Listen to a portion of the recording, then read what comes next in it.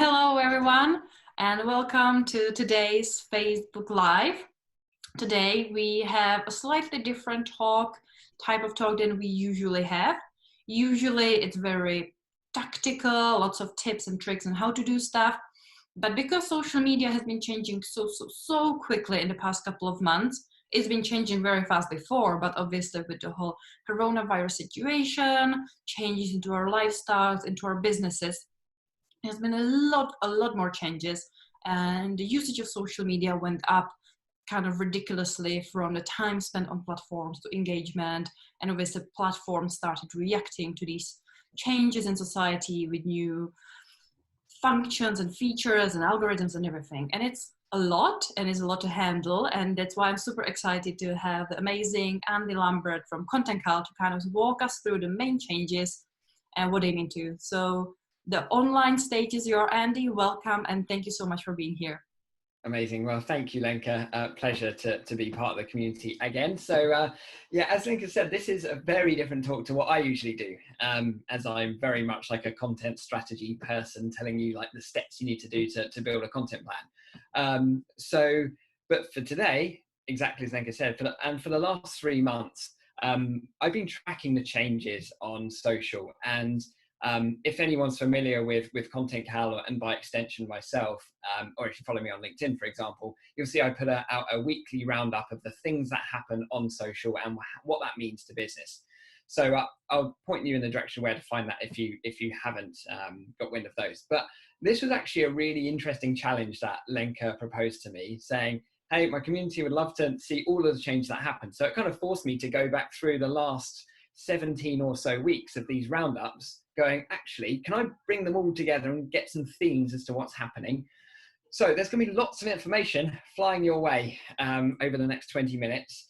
And for each of these updates on each of these platforms, I'm going to try and give you kind of a bit of context by it, not just by saying, this launched, trying to help you understand what that potentially means to your business. But because of the amount of changes, I'm going to have to keep that high level. So I'll share my contact details with you after this, and you can go ahead and ask me, and plus Lenka knows as much, probably more than I do as well. So feel free to ask Lenka.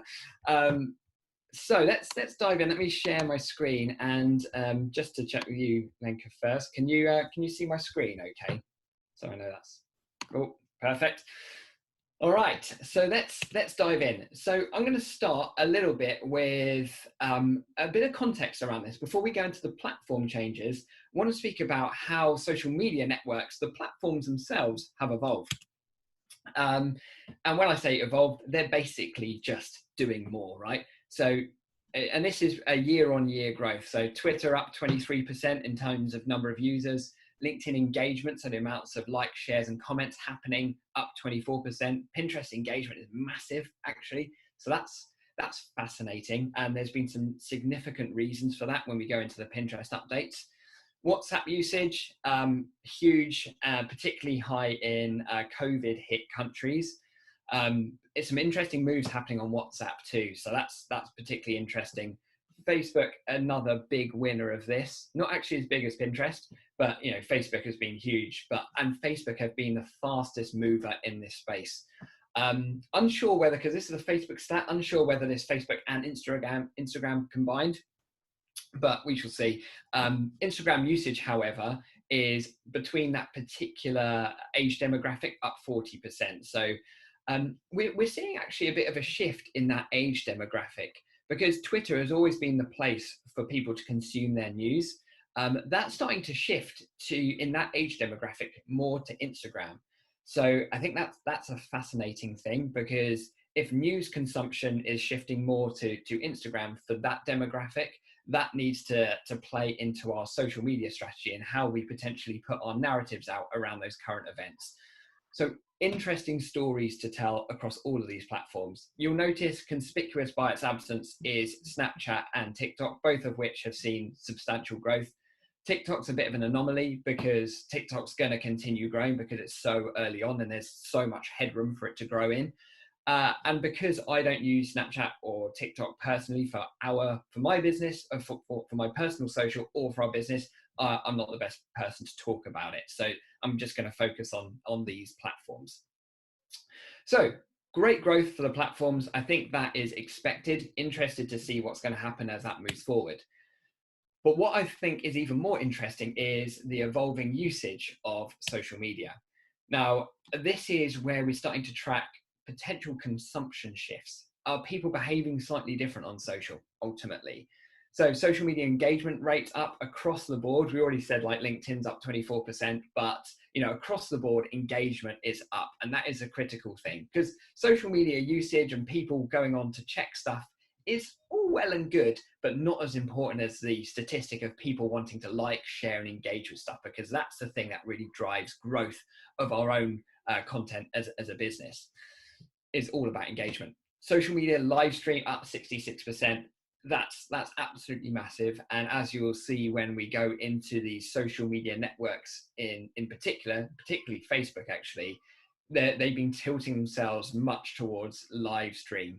And you'll see with things like PE with Joe, obviously the millions of viewers, that started to tail off now, for example, that channel. But interestingly, live stream consumption seems to be something that's on a consistent growth trajectory. So understanding how your business potentially, harnesses live stream as we're doing now. So Lenka is at the forward thinking edge of the curve. A fantastic area for businesses to jump on. A statistic that came out from Sprout Social, I think it was, where 90% of people buy from brands they follow. So it just goes to show it's in this era of dramatic increase of social media engagement. It just goes to show this is where your influencing power exists. And I think this is one thing that's going to continue post-COVID, is that the importance of social media, which everyone knew that before, but social media has really grown up very quickly over the last 3 months. And as our working cultures have shifted hugely, and someone said this to me the other day, and I love this statement, is that we've moved forward 2 to 3 years as an economy and the way that we work in the last 2 to 3 months. So the way that social media is going to play a part in business has jumped up significantly, where it's no longer something that's nice to have, it's a critical to have. So 60% of consumers want engagement. This was another thing, a result of Sprout Social's report. So people wanting to get engagement from brands on social, and that influencing their buying decisions as a result of social, brands that interact with them. It's fairly self-explanatory, really. But the bit that I think is particularly interesting is this bit underneath, which is this year on average, CEOs' post-engagement rates are up 90% on LinkedIn. This has been a huge missed opportunity in social for a long time, where leaders of businesses, I'm not talking about owner-managed businesses, because that still actually applies, but leaders within businesses need to be engaging in giving their own narrative, and not just talking on the company branded channels, giving their own perspective on the matter. And there's no limitation on that. So for example, in Content Cal, we obviously have our main Content Cal channels, but also the original founder, Alex, who's the CEO, and then myself, who's one of the founding team of Content Cal. We both have our own perspectives and narratives that we talk about on our own personal channels. And it's those that actually drive better engagement than what we post on our company channels. The thing that stops businesses doing that is fear of what they're going to say, fear of saying the wrong thing, fear of not knowing what to say. So that is a huge opportunity, and it just goes to show the engagement wins are there waiting for those that want to be more active in creating a personal brand. 3.8 billion people now use social media, 49% of the world's population, and that has grown in 9.2% in the last year. So it just goes to show that as the population grows, so does social media usage. There's just nothing that touches that amount of penetration across the world in terms of a consistent platform to connect people. So the way that's growing is growing and increasing at an exponential rate year on year. So some fantastic stats here which show how consumption is shifting. So let's go into this social media platform. So we now understand how the platforms themselves have had a fantastic time, experiencing tremendous growth over the last 3 months, but also the consumption, how we use social has changed. So social media networks have absolutely ramped up their development to try and make sure they're keeping up with this shift in consumption and change in demand. So let's start with LinkedIn, which is my personal fave. All right. So I'm going to keep this really high level, but I'm going to give a bit of description. So retargeted added to lead gen forms. So this is an advertising product. LinkedIn's always been behind the curve in terms of the type of functionality that exists with its advertising product. Retargeting allows you to create a bit of a funnel. So where, let's say you ran an ad on LinkedIn, which allowed people to complete a form. So maybe download a white paper or something. So what we can now do with retargeting, for anyone that's clicked to download a white paper but maybe didn't take any action, with this retargeting functionality, we can now automatically target people with relevant content based on what they had downloaded previously. So in this example, where someone might have downloaded a white paper, we can target those people with further learning around that white paper, or something that's further down the funnel. Maybe it's time for them to book a demo with an expert or a consultant, something like that. So much more functionality added there. LinkedIn introduced polls. They had it before, they removed it, and it's back again. I'm seeing lots of polls in my feed, which tells me that the algorithm is favoring polls at the moment. The algorithm is an ever-changing thing. It's a bit of a mystical black box typically, but actually, if a good tactic really, and as a general rule, for any new functionality that gets added to a platform, great to experiment with it in the early days, because naturally when something new comes out, LinkedIn want to explore how people are using it, so the algorithm picks it up and shows poll orientated content. So, and it's also a fantastic way to garner feedback from an audience. Like there's nothing that compares to social media in terms of like a research group. So great applications I've seen of this are kind of smaller businesses wanting to get feedback on a certain product launch, like what color should I put the cover of my book, or what title should I use? Here's 4 potential titles. People love contributing to that, and it's just about a sensible way that you can introduce their polls. So getting market feedback is a good example of that. LinkedIn are now factoring dwell time in their algorithm. So it's now considering how long you spend looking at a post. So a great way to consider that. So this is outside of like, shares, comments. Dwell time is if someone's actually reading it. LinkedIn's now starting to consider if people are pressing see more. But on LinkedIn, you might see, it only displays the first 2 lines of text if it's like an image post, and you've got a little see more button. Underneath see more is where all of the text comes in. So if someone's clicking see more on your content and then reading all of the copy, or maybe watching a video you put on LinkedIn, that's where video is important because it increases dwell time. Even if someone doesn't like, share, or comment your post, LinkedIn will start to consider that actually someone spent a lot of time reading it, so something was interesting. So gives that additional boost in the algorithm. And what that basically means is that it's going to show it to more of your followers and connections. So that's dwell time. LinkedIn launched virtual events. So this is a really interesting scenario where LinkedIn events was a thing before, but they're doubling down on it. So LinkedIn events allows you to organize events through LinkedIn. This is available now, and promote them to your followers. I've personally used this and seen great success. And it's actually going to start to become a bit of an alternative to something like Meetup or Eventbrite. And it'd be interesting to see if they're starting to take that market. They're definitely focusing on it. Now, LinkedIn Live has been a really slow thing to get off the ground, and very few people have LinkedIn Live, but it is getting rolled out. LinkedIn Live is now going to be comprised with these virtual events, which is then going to start allowing businesses to conduct live webinars to their LinkedIn audience. So both, essentially it kind of removes the need to have a booking system like Eventbrite and LinkedIn, Eventbrite and Meetup, for example, putting it all through LinkedIn and actually using LinkedIn as a platform to deliver that event as well. So it keeps everything on platform. This is a trend you're going to see in the other platforms as well. So if LinkedIn is your place, this is a great thing to think about. LinkedIn Stories is literally around the corner. It's now being tested in Australia after successful testing in Brazil. And it is, I don't know when it's launching for us in the UK or Europe, but it is around the corner. We've seen all of the settings for stories. If you looked in your LinkedIn settings, you'll see your settings for stories there. Just shows that it is around the corner.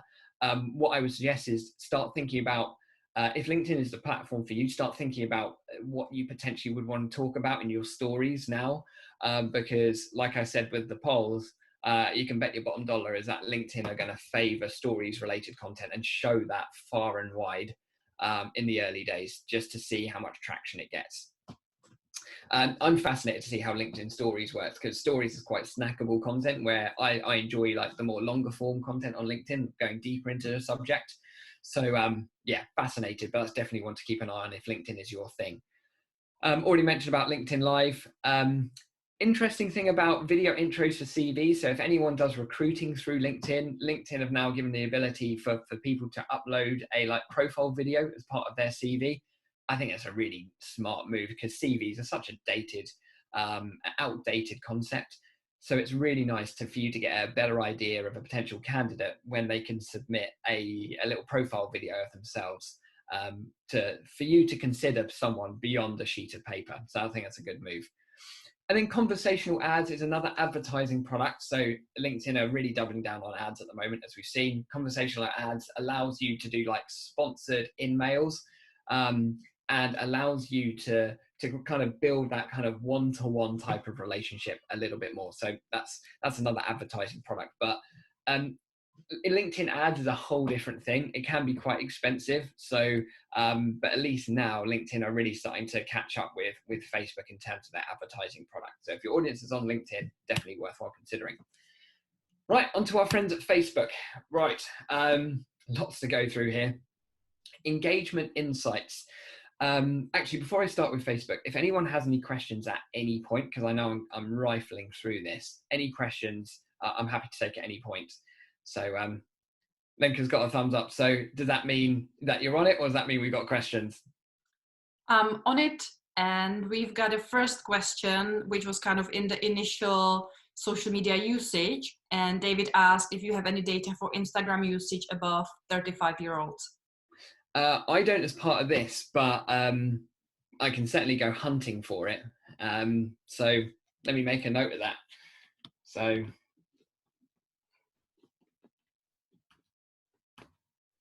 if that's in the Facebook group, I will come back to you on that one, David. So leave that one with me. Cool. So yeah, just stop me at any point, Lenka, if a question comes up that is relevant. So right, engagement insights. This is great for page managers, Facebook page managers. So if you run a Facebook page today for your business, engagement insights is going to tell you how engagement on your content, so comments specifically, but like, shares and comments, but mostly comments, how those comments are impacting your reach. Now, all social media platforms orientate themselves in this way. The way they judge quality content is based on the amount of comments a post receives, right? So always focus on engagement. Lenka will have been saying this message for a long time. So engagement insights is a way to, it's like a peek inside the black box of the algorithm, and it tells you precisely what percentage terms your reach has increased by the amount of comments that you've received on a post. Really interesting. So an example might be a little notification is going to come up on Facebook, which will say your post is outperforming your others by 5% based on the comments you've received. So nothing major there, but it just kind of reinforces us to think, actually, we need to drive engagement. Facebook are really keen on driving that for the platform, not just usage. They want to drive engagement. So they want to encourage pages to do that too. So this Facebook email marketing, my good Lord, I'm excited about this. This is only being tested and experimented with at the moment. But the thing about social, right? Because we typically promote our businesses on social, but what we really want to do is capture people's email addresses and get them over to our site, because otherwise Facebook controls our audience, which is bad. What we want is to have this audience for ourselves. We want to have these email addresses so we can control how we communicate with people, not Facebook's algorithm. But what we also know is that not everyone that likes, shares, and follows you subscribes to your email newsletter. So email marketing, Facebook email marketing, will allow you to cut through that noise and allow you to email all of your followers. Now, there is huge implications that Facebook need to consider as part of this, is that, you know, there's huge opportunity for spam and misuse of this. But Facebook have, in their wisdom, noticed that there is a gap where people are pushing people, using Facebook to get people on their site, to capture email addresses. And ultimately, what we're starting to see is a recognition that social media is important, but you know, it's as important to try and bring those people into your own ecosystem. So Facebook are getting wise to that. So that's why they're considering email marketing, but I'm excited about that. Facebook are testing a new app called Catch Up, which is basically like House Party, but audio only. And there's not much more to say about this other than the fact I'm seeing a trend of audio first platforms and content. So interesting to see if that becomes more of a trend where content, where typically we think about it in the written form or the visual form. Outside of podcasts, audio first related content doesn't really have a place, but maybe we're going to start to see more of a trend. Facebook Shop is possibly one of the most significant things that's happened over the course of this lockdown, and it's going to transform e-commerce for businesses. And considering the crisis that's going to continue to happen on the high street, and it's horrendous to see, but you know, it's not going to get better anytime soon. There'll be more administrations of like department stores and well-known retailers, which is a horrible place to be. But the exciting part about our economy is the fact that we've seen an absolute proliferation of small businesses. In the last year alone, there's been something over 250,000 new businesses created. And what we're starting to see is a fragmentation of industry and certainly commerce, where it's no longer about like big department stores, it's actually small bespoke retailers. And I think that's really exciting. And Facebook Shop really plays into that, allowing you to essentially build your business and e-commerce system straight off Facebook. Loads more on Shop. So if that looks like something relevant to you, there is already a huge amount of content both on Facebook and also written about that. Facebook Messenger rooms. Was there a question around that, Lenka? Or? I just wanted to say that we will have someone coming to speak specifically about Facebook shops and kind of the Facebook, Instagram, e-commerce in the next couple of weeks. Beautiful, beautiful. Oh, that'll be hugely valuable. Yeah, definitely attend that one. Facebook Messenger rooms. Basically, what you'll get from Facebook is that they never like anyone having any share of any other market. Facebook wants it all. So they see Zoom doing well, they're like, right, we'll copy that immediately. So they made it free for up to 50 people. That hasn't really done much damage to Zoom, to be honest. But the interesting thing about Facebook Messenger Rooms, however, is that how that's become available for groups and how it's been available for pages. And I think that's now starts to create a really nice way to start engaging your audience in a different way. So if you run a Facebook group, as Lenka does, as we do, you know, engagement's typically been focused on maybe a live stream, which is kind of like one-to-one and involving Q&A like we're doing now. But we've now got a bit more variety to that, where we can have a bespoke Facebook Messenger room of up to 50 people. So we can have a bit more of a kind of collaborative event where we can be sharing knowledge as a group. So I think that's really powerful. And that then got launched into the Facebook portal this week. So Facebook portal, if people aren't aware, that is Facebook's at-home kind of video conferencing device. But the reason I mention this is that they've now launched Messenger Rooms as part of this and added it to groups and events. So I'm thinking about like use case. So imagine you're like a home baker. So my wife's a celiac, so follows lots of like gluten-free bakers. So and what I'm starting to see as a content trend is that this baker, let's say, they're making some gluten-free cakes in their kitchen, it now kind of increases the quality of content, because you can use the Facebook portal device now to kind of live stream or do a Facebook Messenger room of you creating that gluten-free cake and going through the process of making it. You could potentially charge for people's attendance to that Messenger room. So it could be like charging for the audience of 50 people who are going to be watching you produce this cake or make this cake in real time. And then also what Facebook are going to be adding, and this is rolling out very soon, not live now, is shoppable links within a Facebook Live. So for example, if let's take that gluten-free baker, where you're making that cake and teaching people about the process of making this, what flour to use, etc. But at the end of that, so you've produced the cakes, people can order those cakes directly from you by clicking clickable links or shoppable links within that Facebook Live. You think about this, when you think about like the Facebook shop, you think about how you can start to have these messenger rooms and, you know, live stream events into your group. Think about how you can start to have shoppable links directly into a Facebook Live. My word, the amount of opportunity to monetize content and products through social media is just absolutely game changing for a small business. So, you know, sometimes I'm a little bit down on Facebook because security and privacy concerns and then wanting a piece of everyone's market. But for the kind of tools they put together for small businesses, yeah, it's just game changing. So they're also, which leads into that, they're testing out charging for events, which kind of leads into this whole kind of virtual event thing, similar to what we saw with LinkedIn. So everyone's doubling down on the virtual event thing, thinking that the appetite for people wanting to do physical events has diminished significantly for this year. Don't know what we're going to feel like in 2021. But then Facebook is going to help people monetize those events too. So lots more to come around that.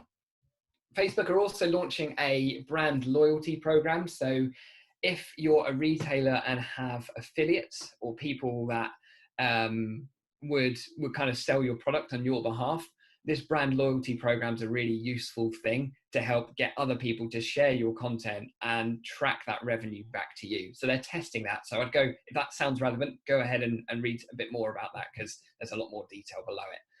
And in general, Facebook are putting so much support to small businesses, like giving the ability for having like stickers on the stories to allow people to donate to your business, or pre-order vouchers. Say if you're a hairdresser, you can't really monetize your content or your products as yet, your services as yet. They're allowing you to pre-sell vouchers. So essentially you can still drive revenue, even though you can't necessarily transact right now. Loads of stuff around Facebook small business support. So, and also some grants that they're offering as well. So go ahead, if you search Facebook small business support, you'll see a whole host of stuff there. So to be fair to Facebook, huge amount. Lenka? Cool. So we had 2 questions straight after LinkedIn. So Yep. I don't want to jump straight when you're talking. So we had 2 questions about LinkedIn. One is, I've heard that LinkedIn groups are resurfacing. Is it true? Any info on LinkedIn groups? Yeah. They have been resurfacing for a while. They announced this 6 months ago that they're going to put some renewed focus on it. I see absolutely zero content related to groups in my feed at all. And it's still full of spam. So Facebook group, Instagram, oh God, LinkedIn groups, dear me. LinkedIn groups, I'm not putting any emphasis or focus on. And I think based on where LinkedIn have been focusing their time right now, which is on stories, which is on events, which is on increasing engagement in feed, they seem to have rode back away from groups. Haven't seen any mention of that for the last 6 months really in terms of their focus, and I'm not seeing any content appear in a feed. So I would like it to work again, because they were useful for some people, but yeah, they're just not a patch on Facebook groups. So that I wouldn't put any focus on them right now, personally. Yeah, I've seen that they've made a big deal out of them coming back about a year ago and nothing happened. So I wouldn't worry about Facebook groups. LinkedIn groups, same. Doing the same thing. Like, I do mix them up all the time. Another question about LinkedIn is regarding LinkedIn ads from a personal profile. Is there any chance, aside from having advertising from pages, to be able to have advertising as a personal profile? No, it's really brand only right now. So I haven't really seen any good success stories of personal branding on LinkedIn in advertising that. I would say like your personal brand type of advertising works best on YouTube and Instagram, I would say. So yeah, LinkedIn probably not the place for that, I would say. And one last thing, there has been a huge uplift in invitations to LinkedIn pages and rolling out more of the employee kind of advocacy. Have you seen any news in this area? Great point. Yeah, so we saw before, and I didn't mention this because this is kind of prior to lockdown, but yeah, we saw the ability to notify your employees that there's a new post, allowing them to share that, and excuse me, and allowing to have you to have posts within your LinkedIn page that allows your employees to easily share that. So we definitely saw that, and of course, like you said, definitely seeing lots of invitations to like pages. And it is actually quite effective because it appears in your main notifications tab. I'm seeing a lot of them, and I end up getting involved with more groups or liking pages or attending more events because it appears in that same notification setting or section whereby where your connection requests come into. So maybe it's being overused, and I think possibly be mindful of it. I use it mostly for inviting people to events. Liking pages and such is reasonably effective. For me personally, I prefer to mention people in the content to kind of strike up conversations with people, and they'll follow you as a result. Where sometimes I feel like LinkedIn has tended to go a little bit kind of, and this is where groups have failed. They tended to make stuff seem a bit too easy, where you can just kind of send out a mass invite or put a post into a group and it will suddenly go to everyone, where marketers and business owners go to the lowest common denominator and it gets a bit spammy. So that was a really long-winded answer to the question, where no new features around employee advocacy like we had prior to lockdown, but like I said, in the shifting consumption habits of LinkedIn, getting as many people within your business to get active on LinkedIn from a personal profile perspective, and sharing content is all well and good, but it's much better if that's original content from each of those profiles that strikes up a conversation individually. So that would be my recommendation generally. We had one more question, a little bit more general. Niraj is asking, which is a better platform to advertise for a small technology company in intelligent automation space? All right, so definitely would want to unpack that a little bit more. Naturally, I would, depending on budget, right? LinkedIn would be the place, and the thing I would be advertising is not the product or not sign up for a free trial or whatever. I would be advertising top of the funnel stuff, which will engage people around a certain subject around AI, for example, because automation, whatever, it's a really interesting space for some businesses, and within LinkedIn you can get super targeted with the type of persona you want to target. That's where LinkedIn is really strong, because no other place has the most up-to-date job titles and individuals, right? But it is a case of budget. You can do stuff for much cheaper on Facebook than you can on LinkedIn, but you'll achieve statistically better results. So like more likes, definitely, but the meaningful interaction, you'll drive much more meaningful downloads and better leads off LinkedIn. Cool. Instagram. Right, loads of stuff on Instagram, but I'm going to keep it a bit shorter. Instagram are constantly tweaking and changing all the time, so I'm just going to focus on some more significant and different stuff. New plans stickers. So stickers are a bit of a weird one. Anyway, I don't use them massively, but some people use them heavily in stories.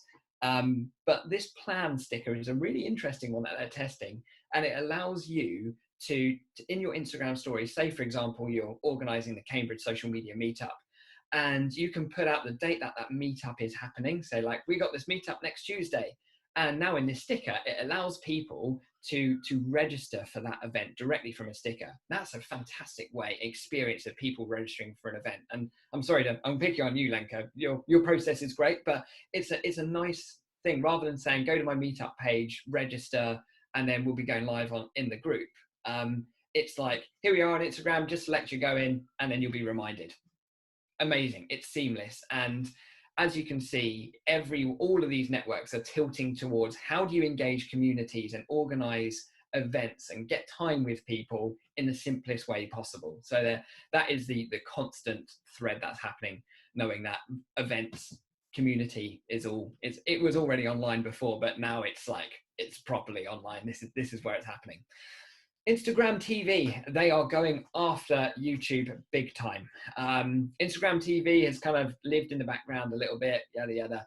But now Instagram are paying creators significantly. So what that basically means is that YouTubers earn big bucks from having a great following and then selling advertising on their content, as I'm sure everyone knows. Instagram TV, I've only just started rolling this out, and this is a way to attract some of the big creators with their big audiences onto Instagram TV. Then a further thing around Instagram TV is that if you're doing an Instagram live, that just used to live as a live, was a one-off thing, and if people watched it, great. But now you can start to put your lives into your Instagram TV account. So your lives will automatically appear as like your historic archives in Instagram TV. And that's where IGTV has been much worse than YouTube, because YouTube's great for organization, for categorization. We can have like playlists. All of that stuff is coming to Instagram TV. So what they're wanting to do is like help people like consume a series of content.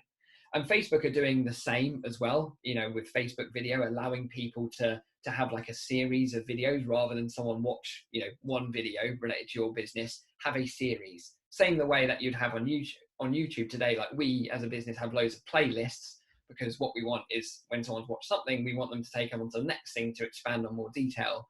That's all coming to Instagram TV as they go deeper into that.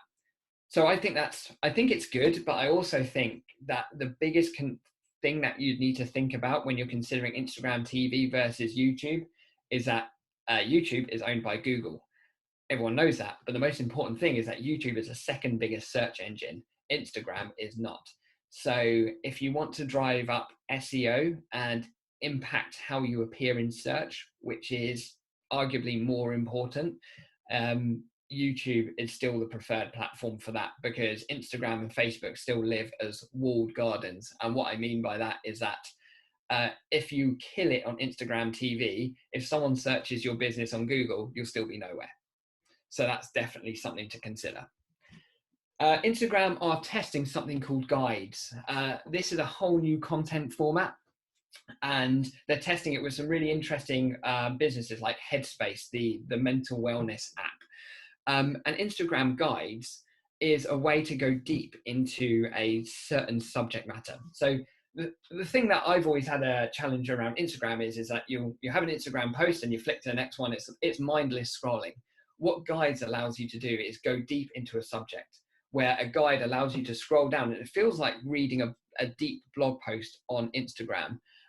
Definitely look it up, because I think it's a really interesting content format. And like Headspace, as I said, the mental wellness app, their guide, it was like 10 steps to achieving mental wellness at work.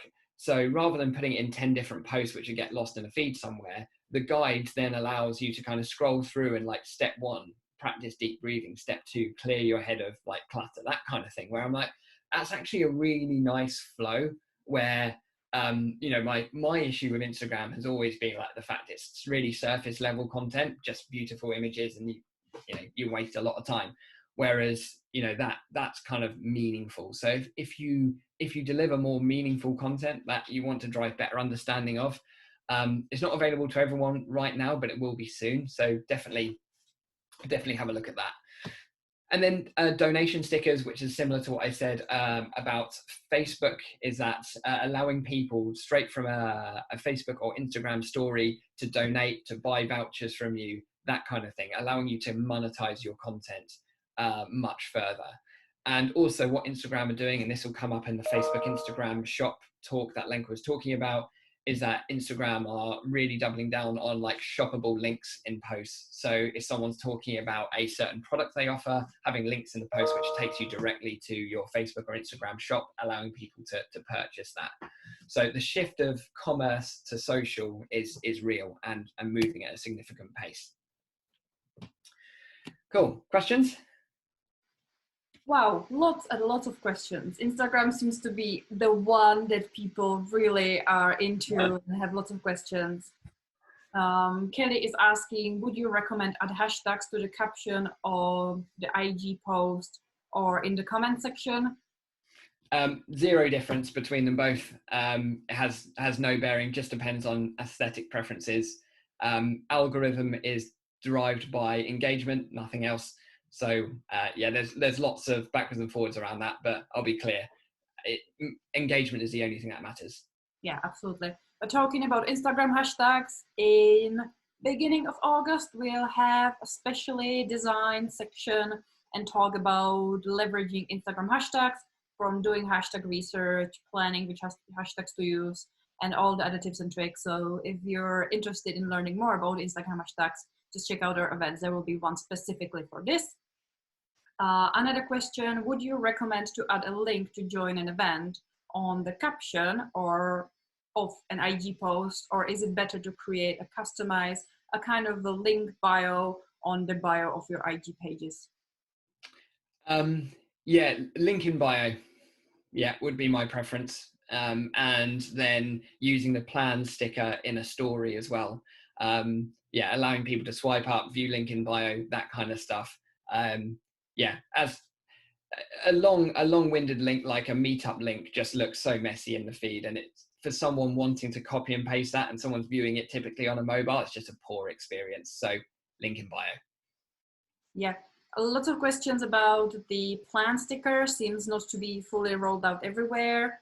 But one question is, will the plan sticker on IG be available to everyone, or does it depend on the number of followers, or will it be for personal or business accounts only? A lot of this I can't answer because it's brand new. I would suggest, yeah, I was just following this basically. Try and subscribe to Instagram's updates around this particular piece, because it is new. It isn't to everyone. It typically goes to the US first, then into Brazil, because of South America you'll see being large adopters of social media, and then typically UK and Europe are last. So which is great for us to kind of plan, but it's also very frustrating because we're actually last to get most of this stuff. Last questions about hashtags. How many? How long's a piece of string? It's hashtag research is your friend.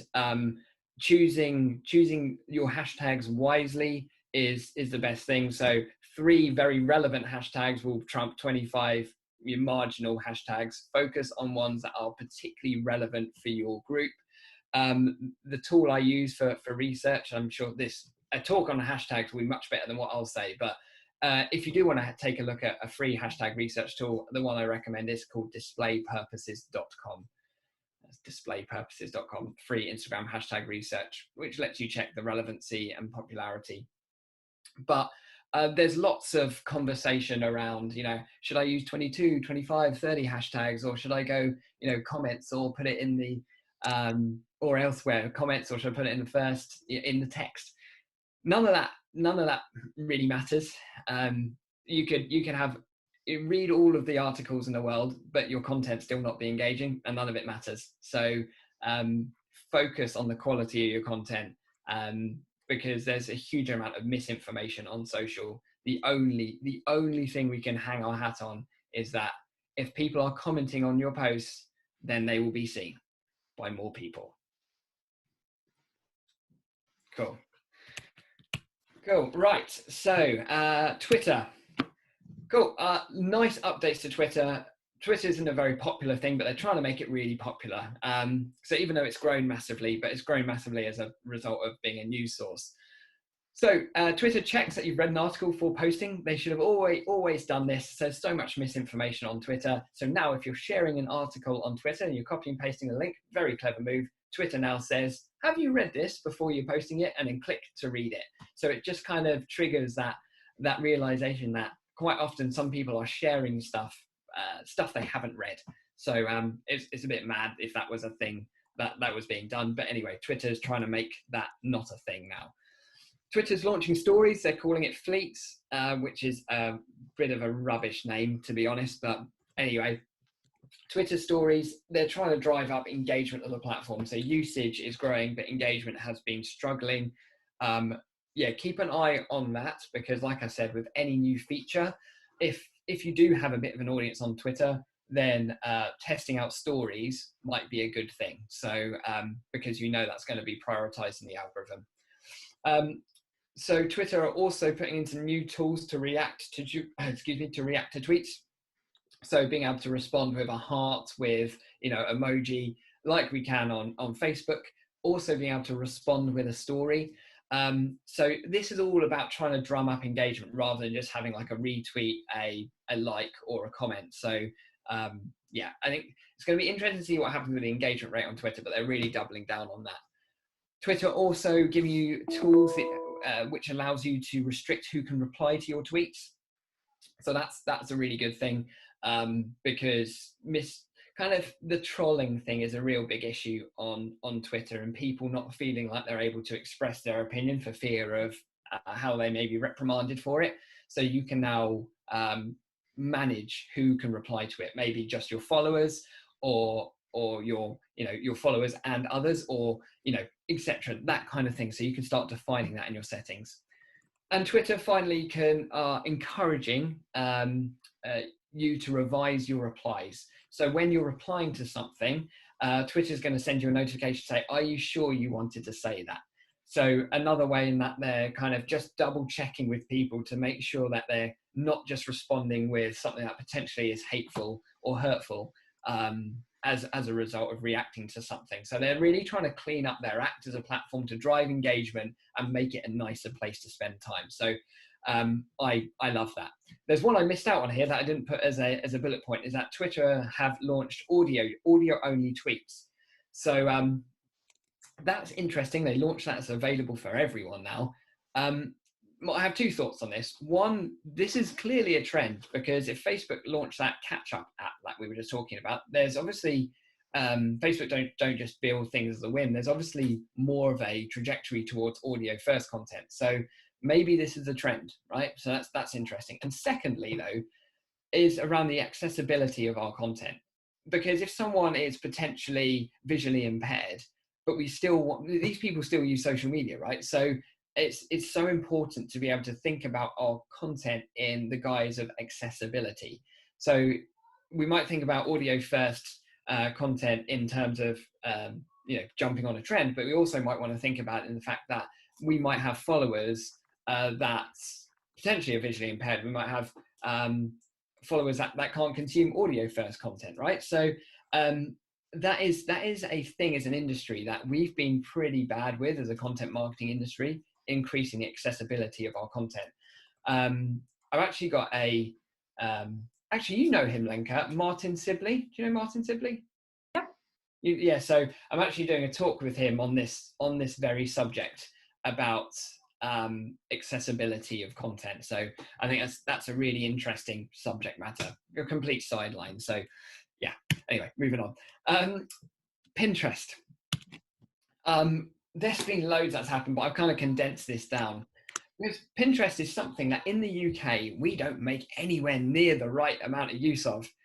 Pinterest, I absolutely adore, and we just ran a course on Pinterest, actually. So I'll share some, actually, Lenka, if you can share some resources to our short courses, that would be good. With kind of a really well-known Pinterest expert in the UK, we just did a course with, because me, myself, I'm not a big Pinterest user. So what Georgie, who is the Pinterest expert that we had involved to do a short course for us, kind of opened my eyes to the opportunities in Pinterest. Not only is it being one of the fastest growing platforms, despite the fact it's already really well adopted, it's huge in the US, but not that well known in the UK. And the main difference about Pinterest compared to the other social media networks is that Pinterest is more of a search engine than a social media network. And it has value from an SEO perspective, unlike all of the other social media networks. And where they're really differentiating themselves, they are focusing themselves on a place for inspiration and discovery, certainly discovery around products that we might want to buy. So the Pinterest lens is something where if you've got the Pinterest app, you wave your camera at something and Pinterest will show you all of the most relevant content on Pinterest related to, let's say I'm pointing my phone at a lamp, it's going to pull back all of the content that's relevant to that lamp. So this allows you to share pins, to save things. So if you're looking for house inspiration, for example, maybe you want to redo your dining room. Very middle class thing to say, but like redo your dining room and say like I want a new lamp. You can hold your phone at a lamp, you'll get inspiration related to that. And then you'll get shoppable links. So you'll be able to look at retailers and vendors related to that product. That is absolutely awesome. And that is why we've seen a substantial growth of Pinterest in the last 3 months. Because if people are stuck at home, you look around your kitchen, you're like, oh, I wish that looked a bit different, or I'm a bit bored of the layout or where I have the table here. And so you start to think, actually, let's look at some housing inspiration. And Pinterest is the place to go to discover trends, topics.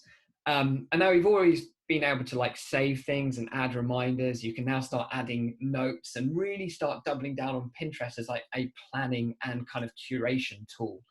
And now for content marketers, certainly if you're kind of in that more consumer orientated space, then the opportunity on Pinterest is absolutely huge. So yeah, watch this introduction to Pinterest course if you're not familiar with Pinterest, and that will really help you kind of gain some context around this. And that kind of takes us to the end, is that if we had to kind of give a one-word summary of what all of the networks, well, the main 5 I've covered are up to. LinkedIn, all about conversion. So all about like focusing on these advertising products, driving better engagement to ultimately help lead to a better business conversion. Facebook, business pivot. So like I said, all of these tools for small businesses, the shop, the ability to shop products within Facebook Lives, what they're doing with messenger rooms, allows businesses an opportunity to monetize themselves or offer different products and services than they wouldn't have been able to before, basically giving people a platform. Instagram going big on community as per usual, you know, in terms of those stickers that they're offering, in terms of like the plans, that kind of thing, like the plans sticker, that is. And Instagram TV is going to be the big story here. Twitter trying to transform engagement rates, and Pinterest giving people an unrivaled platform to discover inspiration related to consumer-focused products and driving e-commerce directly through the platform. I did say this was going to be 20 minutes, and 51 minutes later, I've finished. Sorry. Awesome. Well, there's the questions. You know, if you take questions as you go and people are asking, then obviously it adds up. If you would be just talking for 20 minutes, I'm sure we would manage to fit in. But this was so valuable. This was amazing. We got some brilliant comments. We have one question that I can see now, which is interesting one. Claire is asking, I'm panicking now that I should be covering all platforms, and I'm aware that all need an individual voice. This would mean for her needing someone to work on her social media, but how does she know that this is a good investment, or should she be focusing on where she knows her clients are? And I know that our answer on this will be slightly different because we have slightly different approaches to all or focus. Yeah, and I have a couple of viewpoints on this. So one, we at Content Cal offer a publishing tool, which naturally allows people to test messages across all platforms, right? So there are always platforms that people are focused on because they're either the platforms they feel most comfortable with or platforms where their audiences are. So I agree in focus, right? So I personally, I'm a LinkedIn person. And as I said, I'm not huge on any other platform necessarily, because you can only really focus hard in one area. But what I would say is that, yes, focus on one platform, choose it wisely. But I would be open-minded to be thinking about where your next channel comes from, because growth tails off in everything eventually.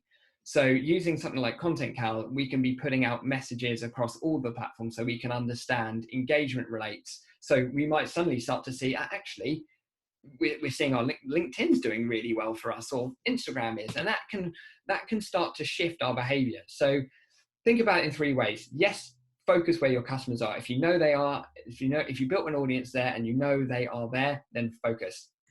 But don't focus at the exclusion of everything else, because you can still get there are tools out there to get your message out to all platforms, which will allow you to create a level and fair test to understand where your next potential comes from. And then thirdly, always be curious, because there's always going to be potential opportunities. And that is the bewildering thing about social. And I suffer anxiety with this occasionally too, because you're like, there is opportunity. We could be on TikTok. Like there's an audience there for us, and we could double down on it. But we've seen great growth of LinkedIn, so we're there, but we are still thinking about what the other platforms could potentially mean to us. So, and that's really the course of today. It's important to be cognizant of these and to have an understanding of what the others are doing. Be experimenting by publishing messages far and wide, but where you know that where you get your growth today, then yes, continue to double down on that. Fantastic. We had a couple of comments saying that 51 minutes worth every minute. I love this comment from Rebecca, who said, great, final slide, excellent talk. Thank you so much, really interesting, worth every 51 minutes. Oh, bless you. Thank you. Perfect. I think Claire is quite happy with your answer as well, in terms of if to focus or double down or spread or anything. And I can't see any more questions, but lots of people are loving the talk. I will come back to rewatch and check the slides again. So thank you so much, Andy. This was fantastic. So much value. I will have to watch it a couple of times myself.